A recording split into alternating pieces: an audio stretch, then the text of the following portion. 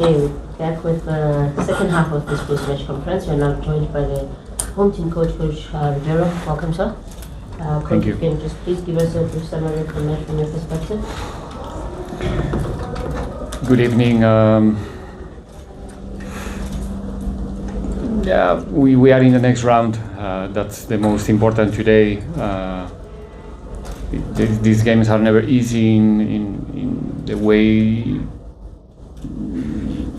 How can I say, to find the right mindset to approach the game, to spend more time in the rhythm that we used to play. Today we were good in some little moments during the first half, not doing much. I think we managed to get the lead, and obviously getting an early goal, everything becomes much more easy.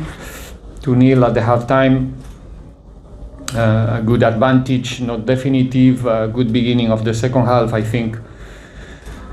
And then obviously we used that 3-0 to rest some of our players, like I explained in the post-match interview as well, to give some times to players who are not frequently playing, and trying to get more people involved now to the last part of the season. So it's normal that we didn't finish the game in a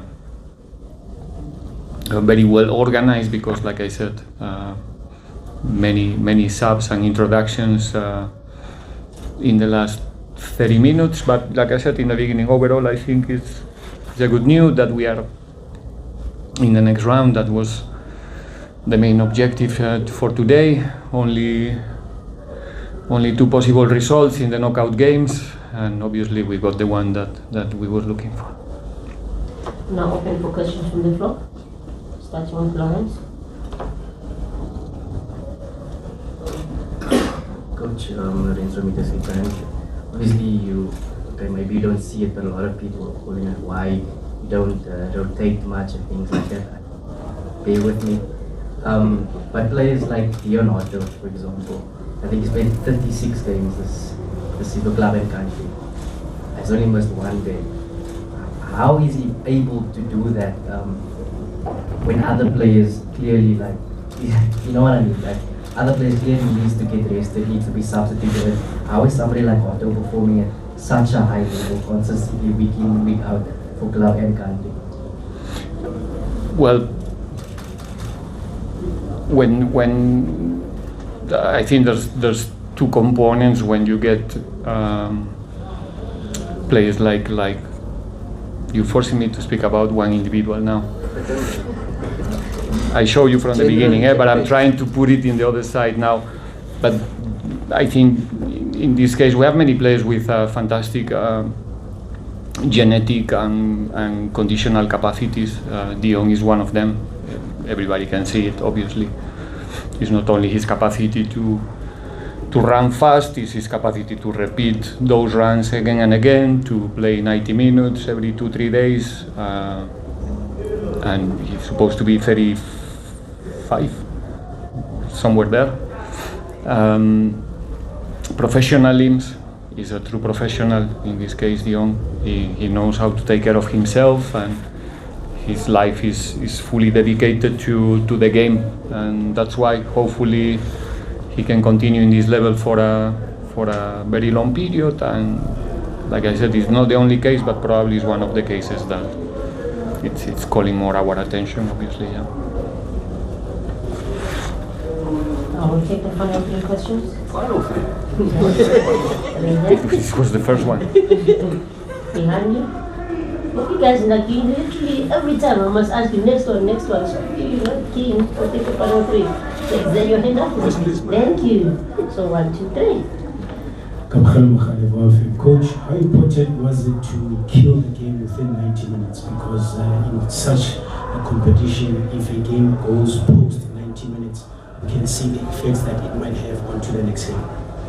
Obviously, there's something that we don't need is an extra time, because it will affect a lot to the planning for the next week. We have difficult game away against Golden Arrows. We hosting Cape Town City here on Saturday, so again,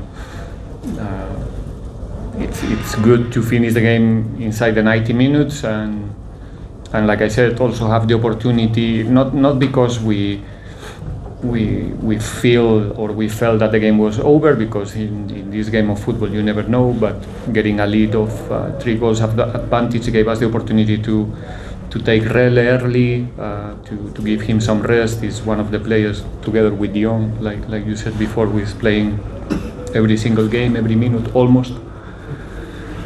And yeah, happy to finish this round in 90 minutes. Good afternoon, Coach. Nick Gleeson for Backpage Media. With the quick turnaround coming game on Wednesday and game on Saturday, can we expect to see a lot of the regulars given some time off being rested this week? Well, obviously I'm not going to tell you what I'm going to do on Wednesday.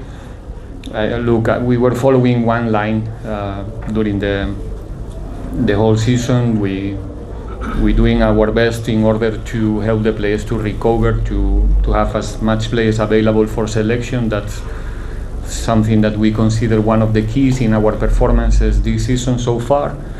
And we're not gonna change our line. There's already players who are not going to participate in the next game due to suspensions, for example, and then we have to evaluate which players are more ready to go again on Wednesday. Still we have time to recover, but we have to travel, we're gonna play away. There's a lot of components that dictate in the end who's going to play or not, the game plan, the type of opponent that we are going to play. The next game we're going to play here in Orlando against Cape Town City, so as you can imagine, so far still too early to know what's going to happen on Wednesday. Coach, it's a historic moment, so from Kizzy Junior back to Kizzy Senior. I think we've experienced this before. Please. It's a Mark. Follow-up question. It's a Mark song. Yes, Mark's son. Really? I didn't Okay. know that until we identified You're making myself. assumptions, could be. Congratulations. The look on man. your face, is dead giveaway. Coach, on Thursday is an exciting day, even though we're not playing any football. Would it be calamitous if Pirates draw Sundowns? Calamitous is too much for me. What is? It's a little lower than disaster, but not far away. Calamity. Yes, sir. No, it's one of the 3 that we can get in that draw. If it's Sundowns, it's good that we don't have to travel so far, so it can be, good for the planning for both teams. We know each other very well. We're gonna play again on the 15th as well. For me, to make any comment about possibilities in the draw, we have our conversations among ourselves about in the technical staff, even in our during the last dinner in camp. Which one could be better for the way we play football more than anything else. If it's Sundowns, I think it's going to be a big clash for the country. It's going to attract a lot of attention one more time, but hopefully it's not this time. Hopefully it's a little bit late in the competition. It could be also even much better for all of us, I think, if that game happens just at the end. After that historic father and son moment, we'll open for the final 3 questions. Temba, Stengiki, and Mazon. You can start, Mazon, it's okay. Coach, you perhaps you have a bit of a report card with, you mentioned giving players who don't usually get regular minutes some game time, but with the games coming thick and fast, I suppose against a lower division side you can kind of risk it a little bit, but in the top flight, do you foresee an opportunity to do that so you can see the fitness levels to carry you right through the rest of the season? I want to understand you saying that maybe I should have. No, I'm asking if you think you will have an opportunity to. Thank you. You think you will have an opportunity to do that later, given that maybe their fitness level might not be the same. That's what you're trying to assess giving them minutes in this game? I'm not sure these two. Yeah, I think so. I think everyone is fit right now. We have, I think right now we have without goalkeepers we have 25 players available to play. All of them are fit, but obviously in terms of game rhythm, in terms of confidence, for example, Karim and Rele are not in the same space for obvious reasons. So that's why these games are opportunities for us as coaches to do the changes in the beginning, what you used to call rotations, that you know that I don't really, or not me, it's going beyond me, it's about us, that we don't really believe on that, or during the game find those moments that maybe we can give some quality time to players like Philip today. We have a little bit concerned with Makaula in the halftime. It's a moment for Philip to come. I think he showed that he's fit to play, obviously, but then he needs to, again, get used to play under pressure, to come in a different moments that he has to experience in the game. So that's the way we see it. I don't know if I'm answering your question exactly, what you were looking for, but that's what we believe. Sports coach, congratulations on your result. Thank you. It's been a while, eh? What? Yeah, you don't answer. You don't ask me questions. You didn't ask me. I'll answer you in private. Okay. You know why. Coach, sitting with a player, key players with 3 yellow cards, and the player has been progressing from game to game. I think you're one of the players with the 3 yellow cards. What is it that you guys talk about when it comes to such? Is it something that you look at? We've seen coaches saying he's not going to play in this game because I want him in that game, but you've been playing this player constantly. So is it something that you coach or something that Which player? You deal with? Could be a goalkeeper or... No, I mean, this is part of the probabilities during the game that somebody gets a yellow card. It can happen. It's probably more frequent for a fullback, a centre back than a goalkeeper.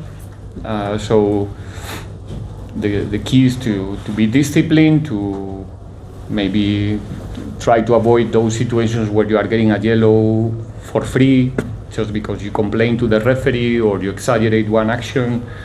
We're trying to be disciplined in that sense.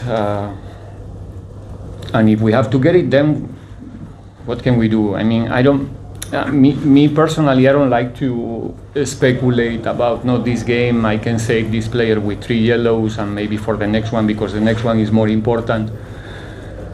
After this game, if we don't do the job here today, there's no more games in the Netbank, right? So this is the most important game in this competition. Now we're going to play Golden Arrows, and I think that we can all agree that we must play for those 3 points. We must do everything, for those 3 points if we want to continue having options to fight for the league. So we don't have that luxury of leading the lock with 15 points and start to speculate about who is playing or who is not. So we have to take every game as a final and make sure that we choose the right players, no matter how many yellow cards they have or they don't. Even the coach. Yes, decided to forgo the final question. Mr. Ekwele, you will get the final question. Good afternoon, Coach. Good afternoon. Very much. Very pressing. On Thursday, you tactfully evaded Salim's question and you gave a hit and run answer. Now, for the sake of your fans, because they're speculating every day, is Salim still a penalty player? Yes. On that note, we've reached the conclusion of our press conference.